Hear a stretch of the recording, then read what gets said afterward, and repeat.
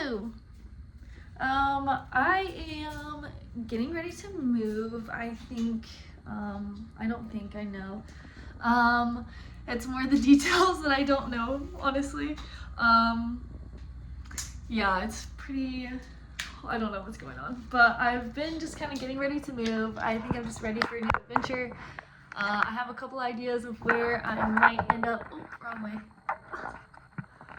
But either way, all things considered, I still have to get ready to move, and I don't know quite who is gonna pick this video up, but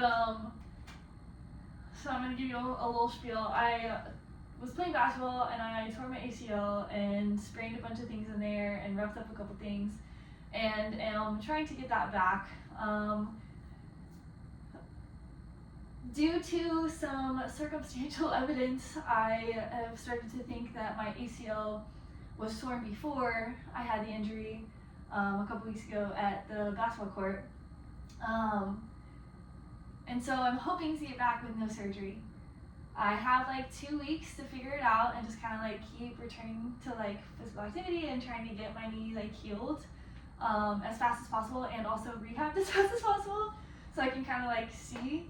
But I think I'll know at the end of the 2 weeks. I'm trying not to stress about it, but yeah, I could be like, I was already kind of like feeling like getting ready to move, but my lease ends in October. But I found out I can cut it without like really any cost to me. I just have to find somebody to fill the hole.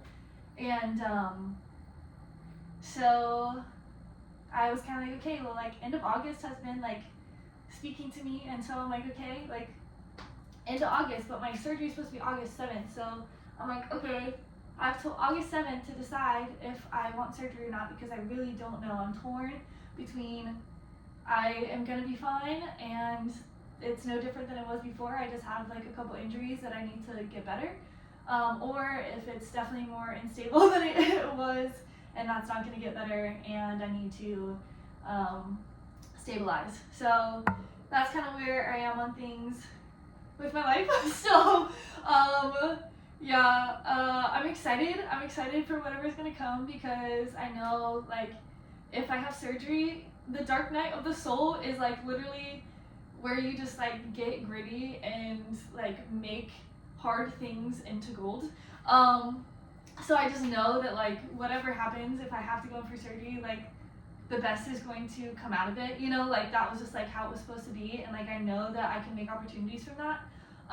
But I also want to send it and go on a new adventure, and hopefully like just get my knee back to strength. And I've been doing a lot of videos on YouTube for like getting to know your body, which I'm really excited about, and just like helping people reconnect with everything in their body, and just like learning to listen and understand what your body is telling you from different pain points. And then just kind of how to navigate that, and that's been really fun. And that happened because I hurt my knee, and I used to be a strength conditioning coach, so I'm like taking that knowledge again and using it, but also combining it with something that I really enjoy, and it's YouTube. So that is kind of like where it's at. And so I want a new adventure that I can just like kind of start new and grow and learn some different things and try to put myself around more opportunities, and that's super exciting. So I know opportunity will come from either way, but it's kind of just like I just gotta wait it out. But in the meantime, I am trying to like prepare my house to be moved and packed and everything, and I was lucky enough to grow up with a professional organizer as a mother, and she, as part of her business, she would pack people, move them, and then unpack them. And like she is the queen of like functionality, like being in my own space and like setting it up, like learning to set it up for me. I realized like how much she taught me, and like things should be in practical places. So like if you normally make food over here and then you take it to the table and eat it, I have my silverware in here and my cooking stuff in here, so it's all like super close to where I cook. And those are like some really cool things that she taught me, and as I was like starting to downsize my kitchen area, we moved a lot growing up. So like I also, and I worked for her all the time when I was little, like 15, 16, high school, like coming back for college, I worked for her all the time. And so I'm like really good at packing up and like helping people move through the process of like downsizing and getting rid of stuff and knowing like the essentials to take. So as I was doing this, I was like kind of talking to myself through all these things, and I was like, you know what, let me just put a camera on me and maybe help some people out that don't really know how to approach one, downsizing. This is going to help you organize your kitchen if you aren't, even if you are moving. And then if you are moving, it's going to help you kind of get down to the essentials and get ready to pack. So the further ahead, and don't mind me, I'm going to put my foot in the sink because I need to get my knee up. Yeah, I don't take it easy that much. But I'm trying to do better. But I want to do this. So I don't know where I was going to start. This is where I make my coffee, so all my mugs and my teas and everything are in here. And jars, reusable stuff. So I ended up getting rid of a mug and a couple other little like plastic tops to mason jars that I don't have mason jars for.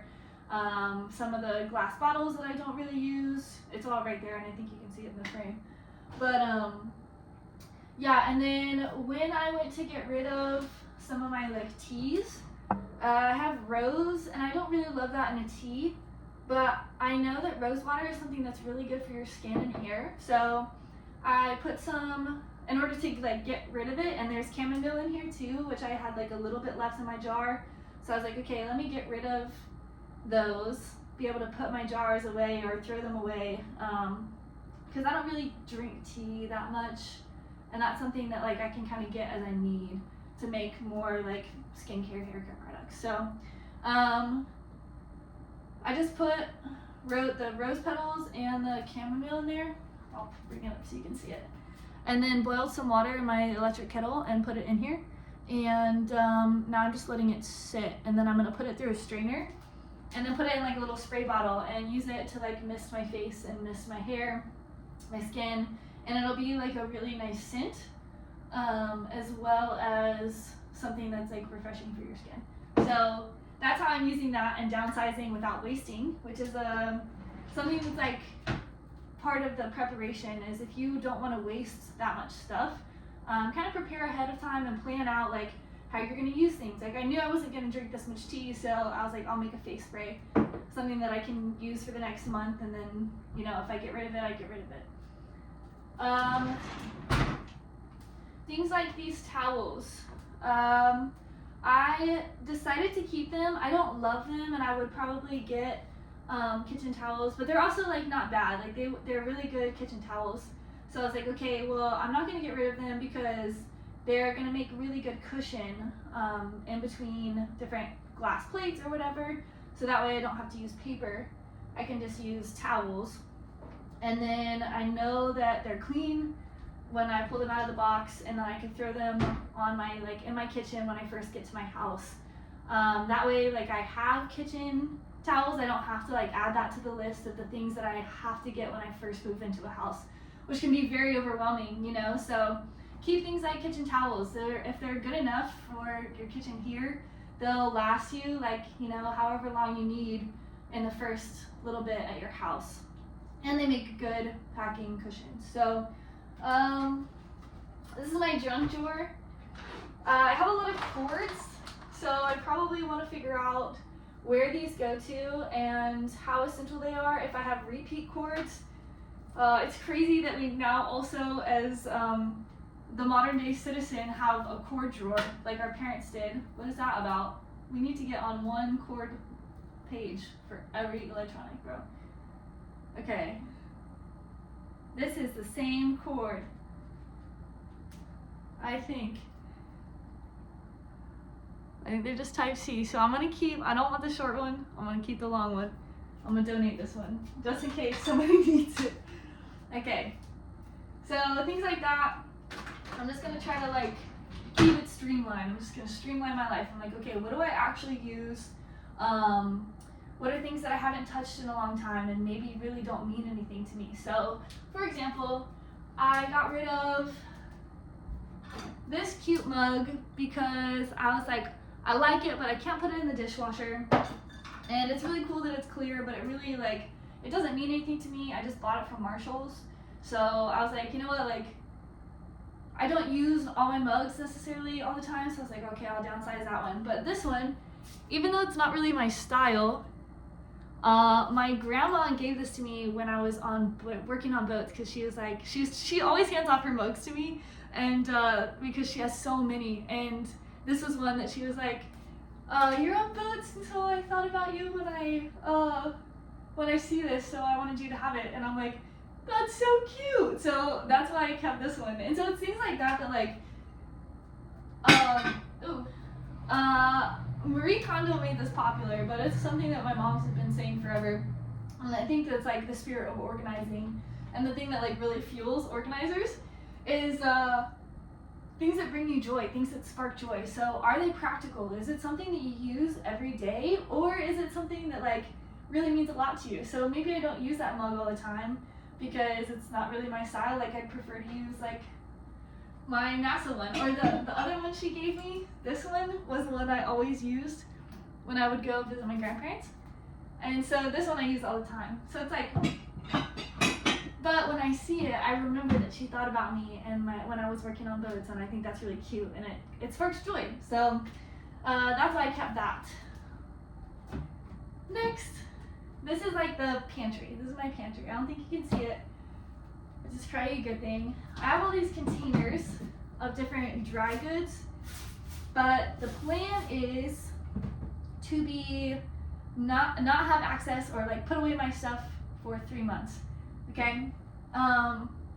In like a storage unit or something. So something like rice will last for 3 months, and it's something that I can use when I get to my kitchen. It's one less thing that I have to buy. So I'm not really worried about using this up. But something like my, don't judge me, instant mashed potatoes, like I'm not moving this. They're like $1, and I don't use them that often, so I'm like, I'll try to use them up, but if I don't use them up, I'll just throw them away, wash the thing, and then just like pack this. But I'm gonna do my best to use it, but I'm not taking it to the next house, you know? And then like oatmeal, I'm almost done with oatmeal. So maybe if I finish this and I don't fill it up, I think I could fill this up and it'd be fine, but it's maybe something that I want to fill up. I go to the refillery for my oats, so just like fill up when I get to my next spot. It's not something I use super often, but I do use it enough. And then I would probably like maybe put that on a list. So if I'm gonna empty this out and buy it at the other end, I'm gonna make a list and say, okay, I need oatmeal when I get to the new place.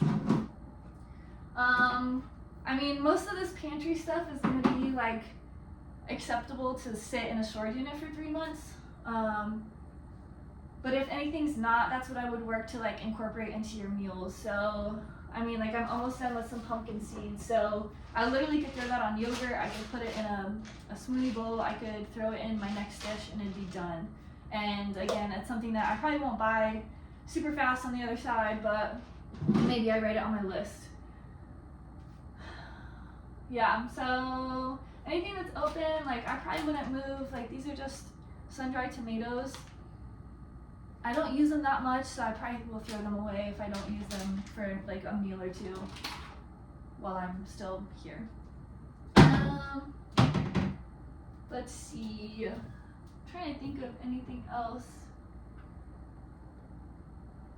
to go through. I think that's the gist of the whole thing. So just start to look at like what you actually use, and then like how often you use it, what do you use it for. If you want to get rid of stuff, do you have something that can also be used for the same thing? So maybe you have 2 sets of plates, and one set is a little bit better for salad versus, but if like you want to get rid of something and this is more of a salad and this is like more of an everyday plate, then maybe you get rid of the specific salad dish. But if you use them frequently enough, keep them. I think that's another thing that we kind of like, I know I get sucked into, especially as an organizer's daughter. I'm like, I need to get rid of everything. But sometimes it's nice to have a couple extra plates, or like something you can use when guests come over or something, you know, like if I use it often enough, I shouldn't feel guilty about having it, especially if it makes my life easier. So yeah, that's it. Happy moving, happy downsizing. I'll probably end up going through a couple other rooms as well. But yeah, that's kind of the same concept all the way through. If you use it, keep it. If you not, get rid of it. If it has sentimental value, maybe repurpose it. Yeah, we'll talk about that maybe when I get upstairs, because I have a lot of my craft area. My creative room, my room. I have a lot of sentimental things, so we'll go through that for sure. But okay, happy downsizing. Peace.